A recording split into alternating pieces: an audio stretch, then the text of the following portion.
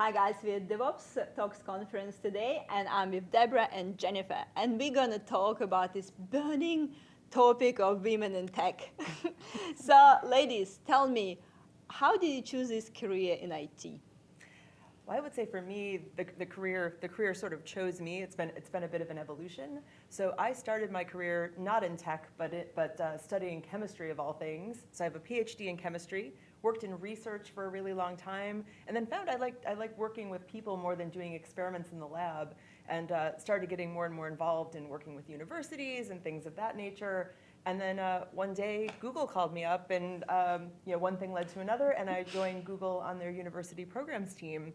And once I was sort of had this sort of sideways journey into tech, I was able to move around within the company, and now I'm a senior program manager on the site reliability engineering team. Oh, so fantastic. You never know where your career will take you. Right. And for me, I never even thought I'd be in tech. I graduated from Rutgers University with a degree in political science with all hope to go into law school and become a lawyer. But I took a gap year so I could work, and I joined a company called Xerox back then, and they were known for their copiers, but more important, they had invented a typewriter with a one-line display, which was revolutionizing the way that admins could now churn out information. So once that happened, after a year of Xerox training, I found myself being recruited by the Hewlett-Packard Company to move away from Wilmington, Delaware, and to move up to Boston. I was one of about 6 women that they had recruited because of our sales background, and they had traditionally had an all-male engineering sales force. So they brought a very diverse group of women into their facilities.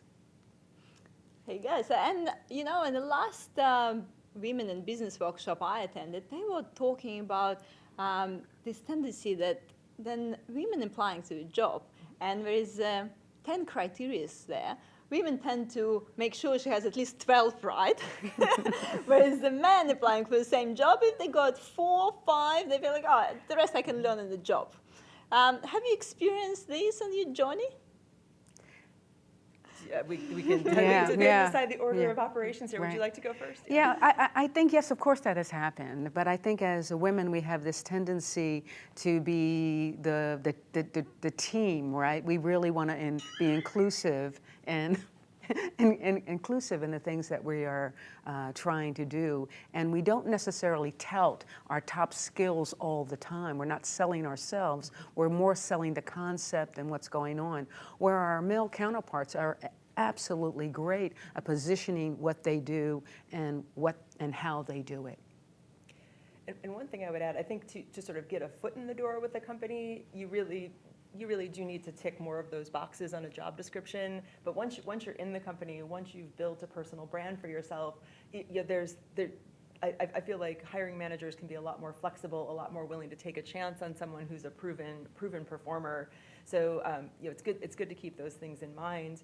And the other thing, having been a hiring manager myself, writing job descriptions, oftentimes there's this sort of like, I want a pony way of going about it. So you basically put every skill that you could possibly want into that job description. And a lot of times, it's hard to find that unicorn or ideal candidate. So just recognizing that hiring managers are writing things that way, don't tick all the boxes. Like if you think you can do the job, give it a shot. Yeah, and I think that's true, because once you get through that interview process and you get in, your natural abilities shine, and organizations are looking for ways that they can give you opportunities, and that was happened in my career. That's why I was with Hewlett-Packard more than 20-some years, because I went from business unit to business unit to different opportunities. They taught me how to travel the world. And so it is true that once you get in, and if you're a performer, you have every opportunity to succeed.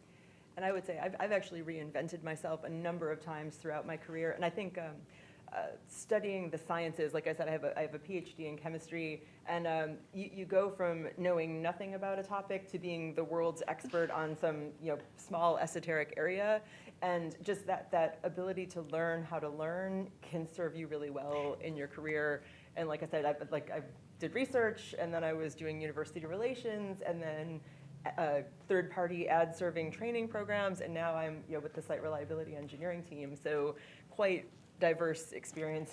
Absolutely. I agree. I had the similar type of experience. I started out, I was hired as a sales rep for the computer products group, but I had so many different jobs. I ended up being a product manager in the analytical products group. I started out being an alliance manager. I was a part of the software group of Hewlett-Packard. I mean, I have just had so many opportunities to grow, and that is wonderful. So don't stand still.